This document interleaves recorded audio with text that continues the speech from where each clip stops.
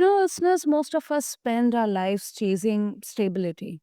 The job that's safe, the plan that's clear, the path that makes sense. But what happens when that sense of control disappears? When life throws a storm, literal or otherwise, and suddenly everything you counted on no longer applies? Maybe it's a job loss, a dream that doesn't go the way you imagined. Or in Ian Reilly's case, a cyclone that upended everything he thought he knew about purpose, faith, and resilience. Well, today on this episode of the BizBlend podcast with your host Sana, we are talking about what it really means to live comfortably in chaos. Not just surviving it, but learning from it. How do you stay grounded when the ground itself keeps shifting? And can uncertainty actually become the best teacher you never asked for? Listeners, Ian's story isn't just about surviving disaster, it is about finding meaning when the plan collapses. And I think in a world that feels perpetually unstable, that lesson couldn't be more relevant. So, Ian, welcome to the show, and it's really an honor to have you here with us. Thank you. It's great to be here. Absolutely, absolutely. Ian, if you can take us back to that moment in Samoa. I mean, when the cyclone hit and everything changed. I mean, what was going through your mind as the world, literally fell apart around you? Well, I think a lot of things are going through my mind, but I think the background to that is we were in our late 20s and we were going to a developing country in order to teach in a rural high school, but we'd never been overseas before. So it was rather a little bit of a shock arriving in the country, but we were only there 2 weeks when a cyclone came and it raged for 3.5 days Mm. and destroyed many of the buildings around us, roads, bridges, and blew down a lot of the trees. It left us without power, but it also left us without any water. We had to then go and carry our water from a spring. We were running out of food and we didn't know where we would be able to get food. And we were basically stranded and on our own. We also starved of news because this is 1990. There was no internet. Even if it had the internet, it probably would have blown down anyway. Um, and so all we had was a shortwave radio to the outside world. And the outside world was America or Australia and New Zealand, and they didn't really have much news about a little Pacific island that didn't feature very strongly. Um, so we found ourselves there. We had to very quickly learn to live like Samoans in a village.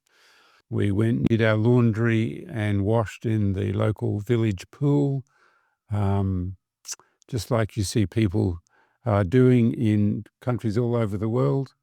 We learned to carry our water and ration it, and then we had to start teaching, get the school up and running again. And meanwhile, armies came, various armies. The U.S. Army arrived, the Australian Army, and the British, and they started to help with reconstruction and rebuilding roads, bridges, and getting things operational again. So that was the chaos that we went into.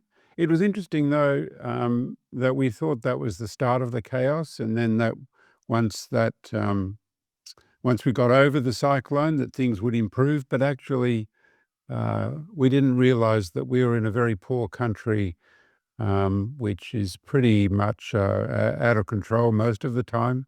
And so the chaos sort of stepped up a gear once things got going. Things happened without our knowledge or control, and we just had to adapt to that as we went along.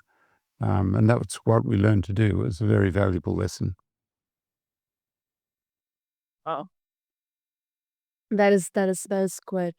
I mean, I think that most of us, that's what most of us miss when we uh, talk about resilience. Often we treat it as a skill, but I think when it actually happens in reality, it is often born out of chaos or some very very life changing event.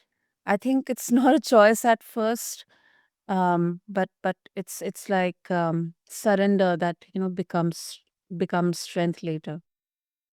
Yeah, yeah, that's right. Um, it was a valuable lesson for me for later in life because um, I, later I became an entrepreneur and I launched an agri-tech startup. It was with a new technology, and a startup company anywhere in the world is a little bit like slightly organized chaos. And you have to be, uh, you know, accustomed or comfortable living with dramatic change, sometimes daily, quick changes in direction, unexpected things happening. That's just part of life in a startup where things might grow really rapidly and then diminish. Sometimes you can be going really well and then suddenly find yourself insolvent and you'll lose your whole company. So it was good, experience, I think, in preparation for a life of within business. Um, yeah, Mm. Yeah, I definitely agree. And I mean, you have lived through total disruption, Ian, like um total chaos. I mean, yet most of us, we still um crave control, or I would rather say that our mind starts to kind of crave for stability and control. So do you think that trying to plan our way out of uncertainty, it actually makes us more fragile or weak? yeah. So I think planning is good as a business leader. I think it's very important to plan. Planning is great. Planning gives you preparation for what might follow, but you've got to expect that your plans are going to the future is going to unfold differently to what you expect. And I think that you have to expect the unexpected as part of that plan. So there's an old saying which goes back to the military, which is that a plan never survives contact with the enemy. In other words, as soon as you start a battle, unexpected things happen, and you can't just keep following your plan, or that will be a disaster. The fact that you engage changes your plans straight away, and that's very true of business too, I think. But if you don't plan, you're not prepared for that unexpected when it happens.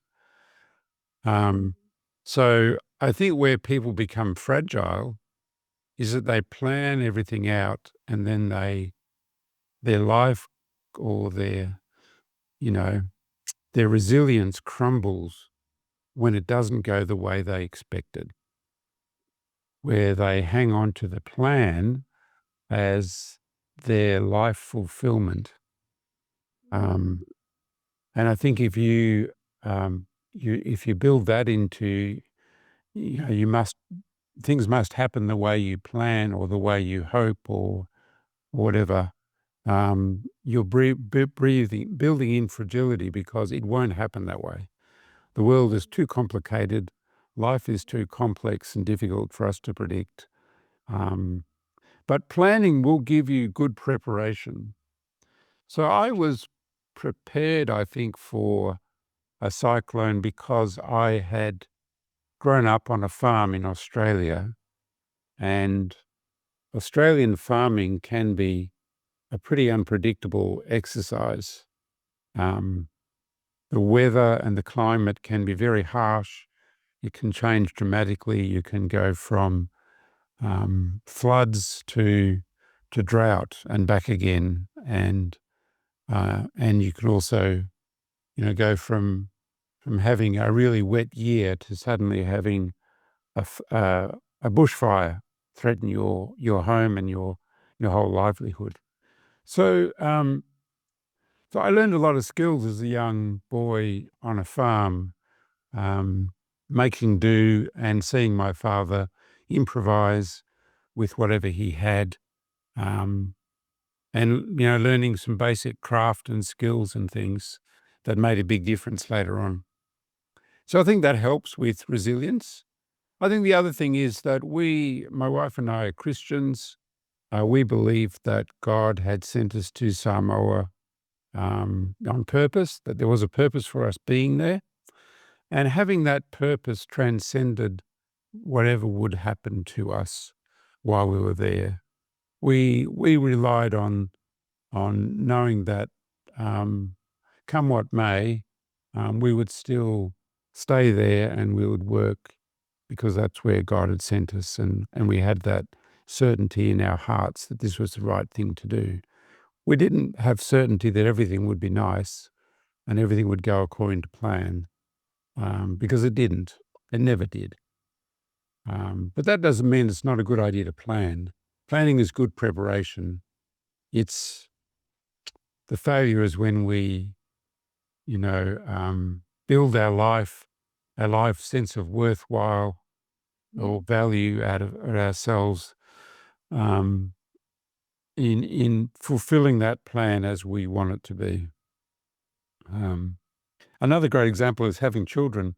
You can have children and think that you're going to bring them up and they're going to be wonderful and they're going to do what you say, and they're all going to unfold that way. As soon as you have a child, the child will be completely different to what you expect, and you can't control them, but you can guide them. So no, so often when people bring home their first child from the hospital, life can be very chaotic and it's very unexpected. Yes. Yes. I think if you look at the bigger picture, I think first of all, nature itself is such a such it's a huge teacher for all of us, especially when it comes to uncertainty and chaos or resilience, because unfortunately, um lately we have been seeing how much uncertain nature can be. uh, Yes. Yeah. with climate or weather changes, and temperature changes, um, and how, I mean, it can be brutal, but I think it also at the same time, um, is kind of pushing us to look for pivoting or adapting.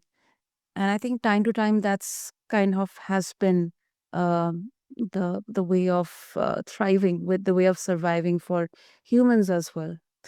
um and also, as beautifully said, like parenting, it's such a there are I mean, it's such a great example of practicing leadership values, um managing through the chaos, finding stability in that chaos itself, because there are so many important moments and decisions to take, so yeah.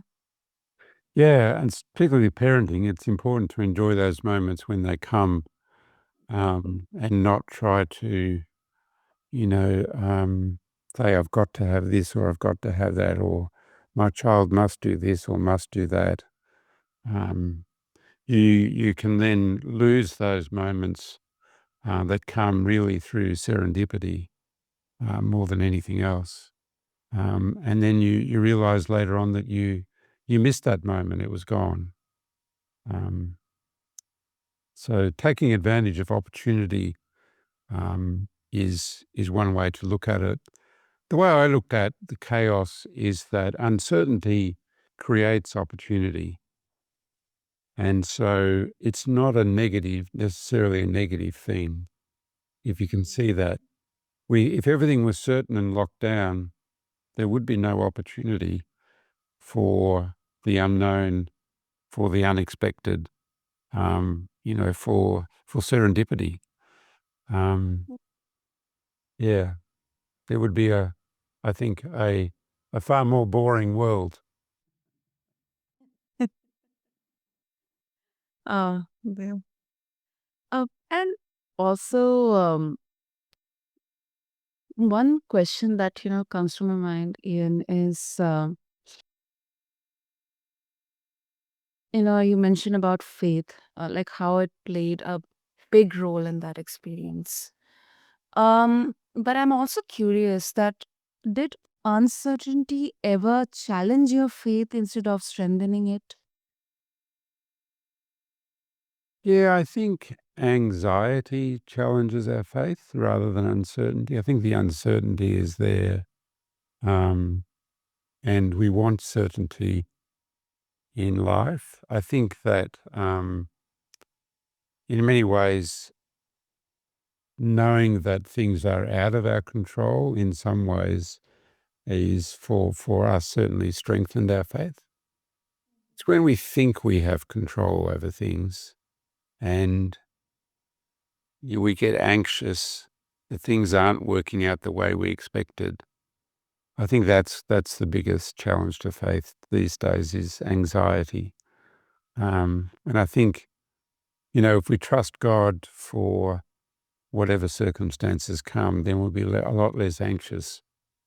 Uh, but today, these days, young people, I don't know what it's like in India, but in in Australia and the United States and Britain, um, young people have almost an epidemic of anxiety. They seem very fragile compared to previous generations, and I think that's because they have they seem they have the illusion of certainty over things. The life has been so much better than it was when we were younger.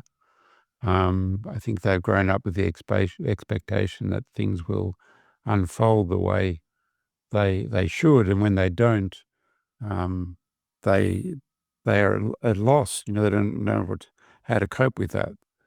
Um, Mm. yeah, I think certainly the kids that I taught in Samoa who were they were some of the poorest in the world by UN measures of annual income. They would have had a few.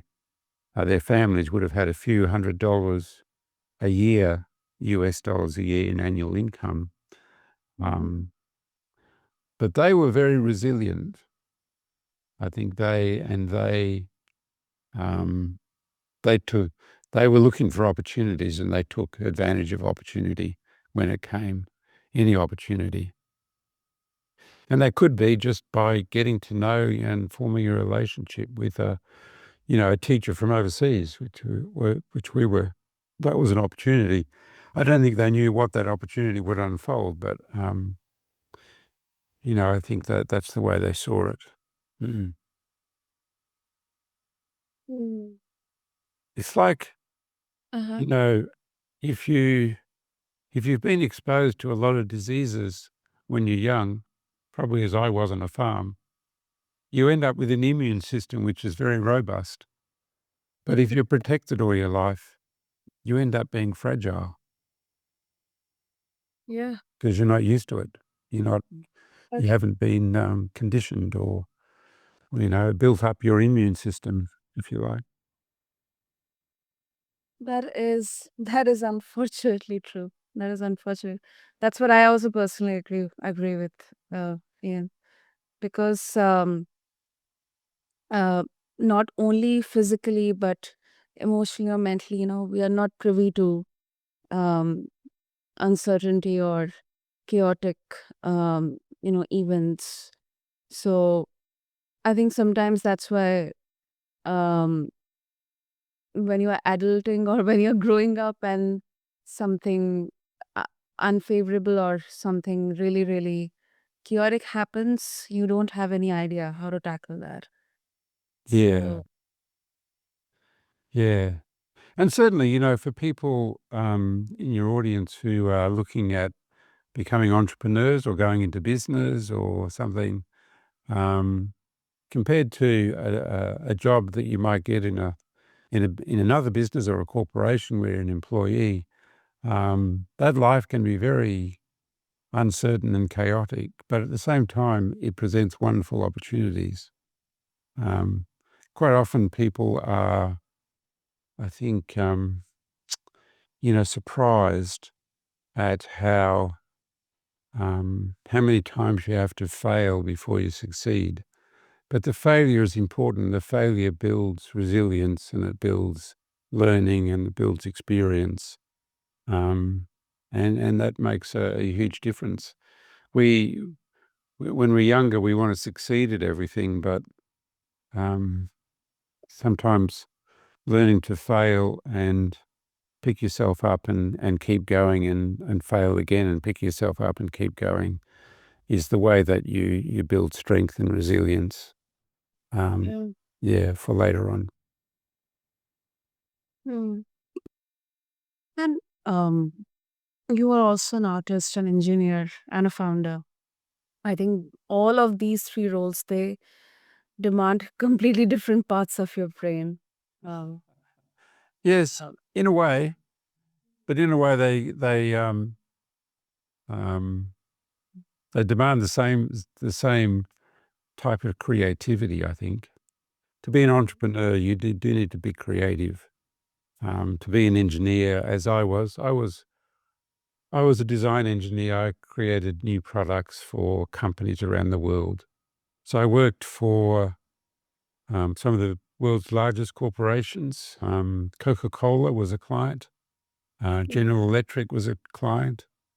And through to some of these Silicon Valley startups and startups in Switzerland and other parts of Europe. Um, and so working with those companies to create a new product demands the same level of creativity that I would use to create a painting or to write a book. So I've just finished the book Encounter, which describes that experience of going through the cyclone and then the aftermath. Um, and so at the moment, I'm busy being creative in marketing that book and getting that message out to people. Um, so I think there's a thread there that may not have been clear to me early on in my career, but it's clear Mhm. now that there's a need to be creative. I think the perhaps the unusual thing about me is that I can be highly creative at one end, but also I'm a completer finisher. So I do also manage and direct and control and measure as well. Um, and that, helped me finish jobs and help deliver success for my clients, being able to do that. But painting is I paint in the same way I would write or create a new product. I start with an overall goal and a framework, and then I work on creating the elements that will make up that bigger picture. Mm. yeah. Yeah.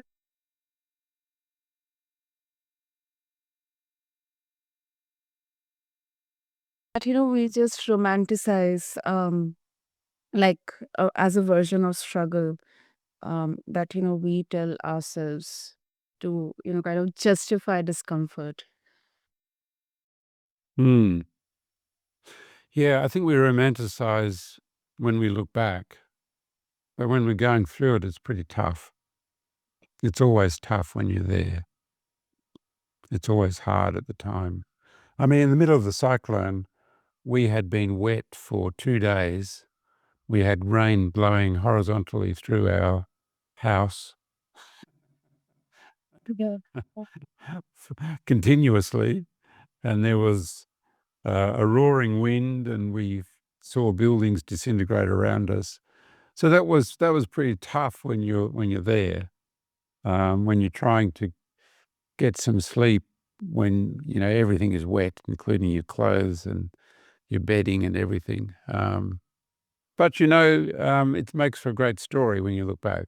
And sure, you know, you can romanticize it later. It's always tough when you're there. It's always tougher than in the moment. Mm. Yeah. And I think I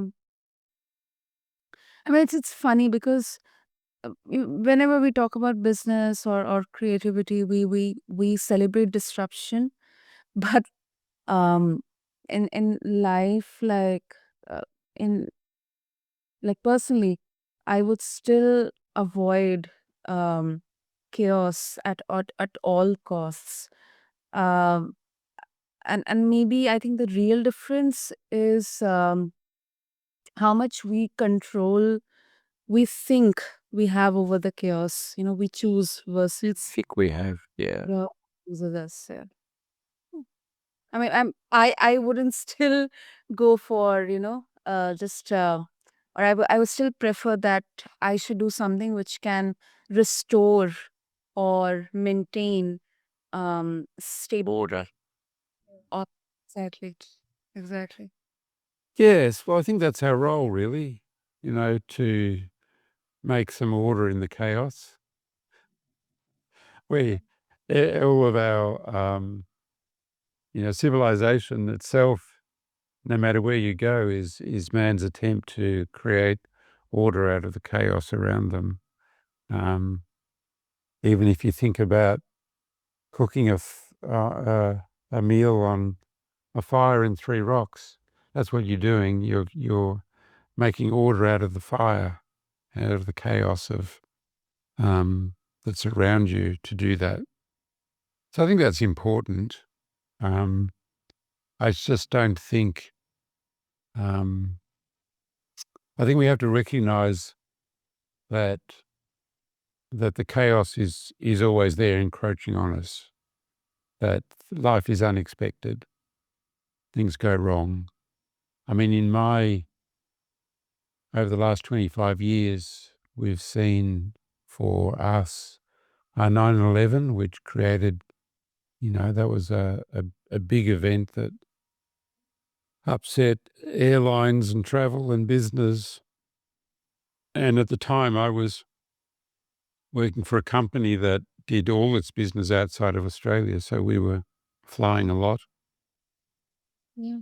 We had friends grounded in New York. And so that was chaotic. And then we seemed to get things, in better control. And then the dot-com crash came, and that threw a whole lot of chaos into our business because we had clients who were, paying us to do work, and all of a sudden overnight, the work just vanished. We had people that we couldn't employ, we couldn't pay their wages. So we got over that, and then the global financial crisis hit. Um, we got over that, and then there were aftershocks of that, which went on for 3 or 4 years. Um, and then, even, recently we had COVID, Yeah. you know. Yep. Um, we haven't had a pandemic like that for 100 years, but now every 100 years or so they do come. So yeah, that was a big shock, and that created an enormous amount of chaos globally, an enormous amount of uncertainty for people. Mm. Yeah. Yeah. And I think uh, kind of in backdrop, it also really it kind of showed us this mirror that um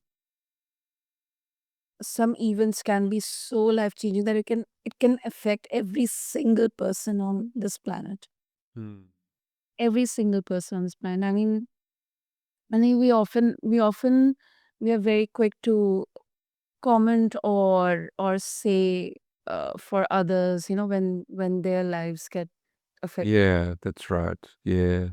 But when it Yeah. comes to us, we kind of, our first And the quickest mode is to get into that state of denial. But no, no, no, this is not true.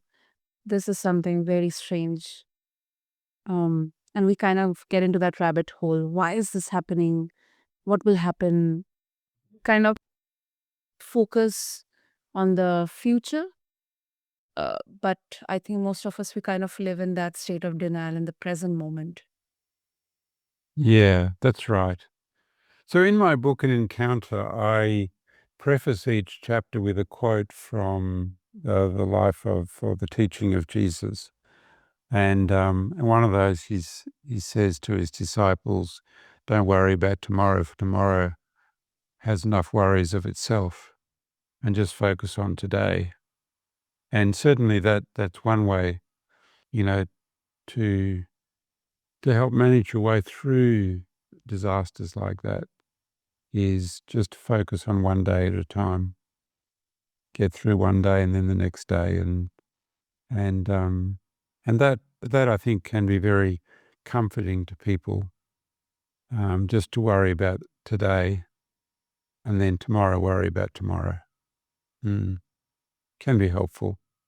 One of the um, comforting things I think about certainly the start of COVID was that the whole world almost went into lockdown all at once in 2020, and everyone in every country, I was in touch with friends in Europe and in Asia and in America and my brother who lives in Mexico, and we were all going through the same troubles at the same time. And we all had the same shortages of things at the same time. And in a way, I found that was quite unusual, but comforting to know that the whole world was in that, together. It didn't last, and it all broke up and people started doing different things.